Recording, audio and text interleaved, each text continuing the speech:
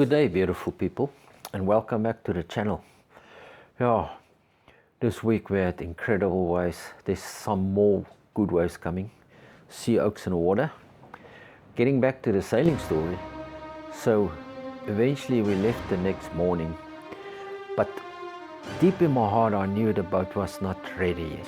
You know, we were sailing on a small budget. I didn't have an autopilot. The autopilot was too expensive. Those days it was 18,000 Rand. And I think I only had 20,000 Rand to go sailing for over a year. So that was like a year's money. And you just couldn't buy it. So I had like a contraption that I was still going to finish while I'm sailing, I was going to build this autopilot for me.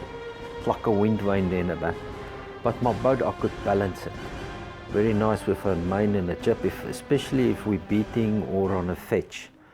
Then I just put a bungee cord on the wheel and set the sails, and you can leave it. I could go down, make coffee, come up, and the boat will be still on course, and it will adjust itself a little bit off, and then you just bring it back onto the course and she'll sail itself. But we had the hand steer it all the time. And when we got there to Maputo, that's when the motor blew up. What happened is a seal in the front of a motor that I couldn't see because I'm looking on this side and that's in the back of the bulkhead, had a leak there by a seal and it was pumping out the oil. But now I had a light that was coming on, not a pressure gauge, and that started leaking oil. And by the time I smelled a bearing burn, the light only came on and it was too late.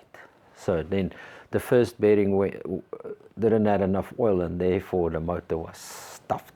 You could start it, but it was making a noise like clapping hands in there. So we had to turn around and I said, I'm not going back to Richards Bay after a day and a half sailing.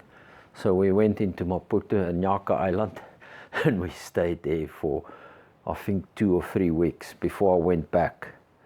And that's another story. I'll tell you about that. But sea oaks in order and keep up the stoke. Love you guys. Bye.